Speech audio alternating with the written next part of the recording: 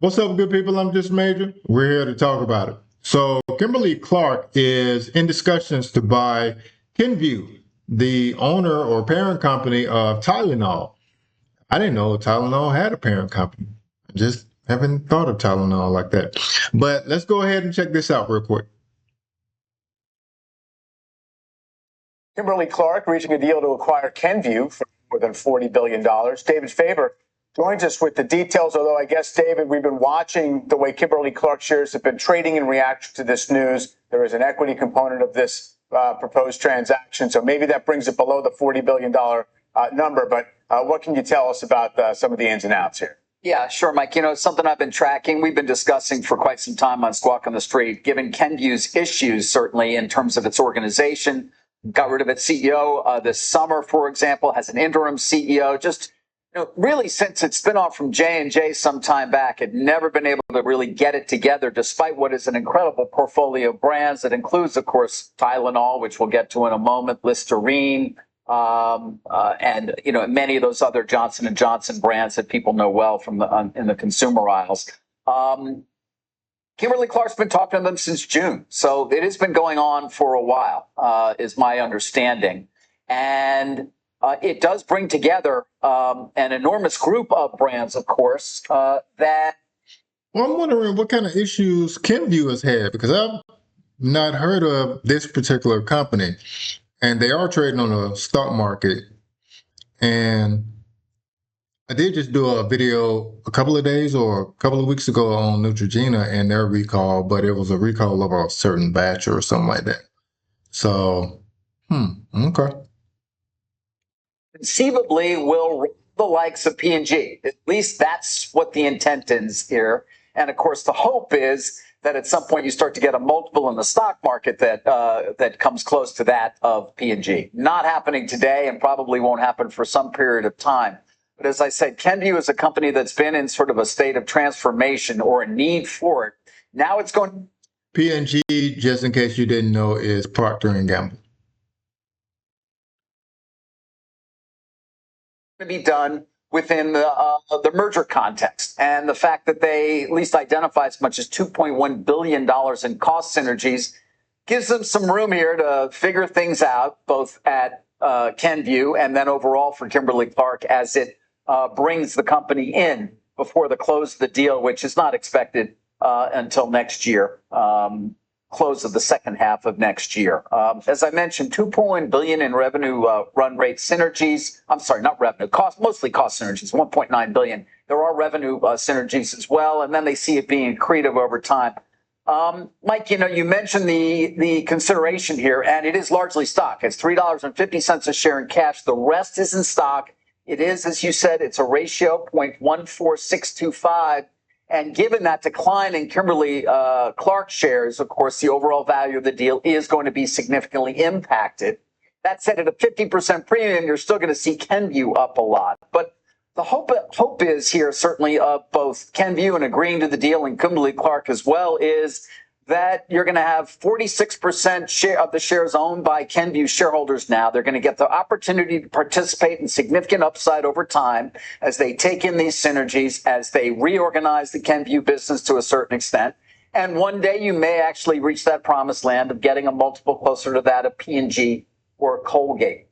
Kimberly-Clark's been interested in acquiring this company for a long time, guys. In fact, they tried to propose a reverse Morris Trust deal to take it out of J&J before it got spun off. They weren't there. They weren't successful then. They were this time, and getting it at a price that is significantly depressed in part because of that linkage that is claimed by this administration between Tylenol and autism, which significantly impacted the shares. And my understanding as well is took down what was the original cash portion of the deal, a commensurate amount to account for that decline in the stock. We'll have more in the 9 o'clock hour.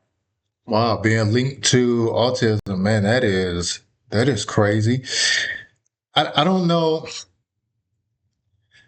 There's a lot that we don't know about autism, and I'll just touch on it just really briefly because I really don't know anything about autism. I thought that it pretty much started in kids, and then you pretty much keep it or develop it as an adult. I don't know if it starts with adults, but should it start with kids? So that means that a lot of parents are giving kids Tylenol? That's even crazier. But all right.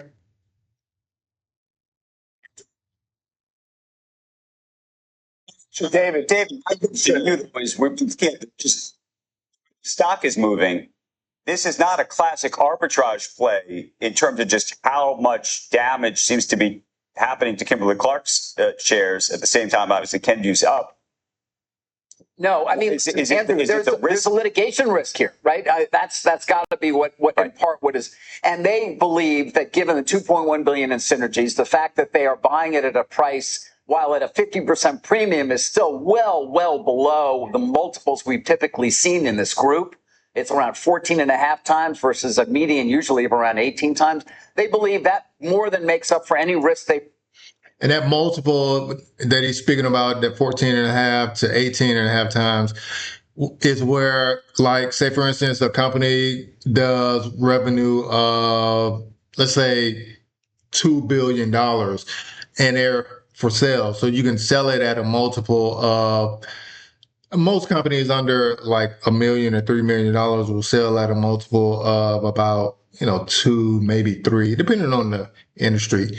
But he's talking about with this company, and because they're a well-known brand, they'll do something like in a multiple of 18. So if it's 2 billion, you can probably, let's say round it up to 20, which is 40 billion, which is probably where they are, or the 2 billion in revenue might be. But also he said that they showed it because of litigation. It seemed like they're selling it at a multiple more likely of like around 14. So which would be, if the company is making 2 billion, then it's, 14 times 2 is going to be, what's that, 28 billion. But it looks like Kenvue is a little over, 2 billion. But I was just using 2 billion as a reference point. But yeah, that's what he's talking about.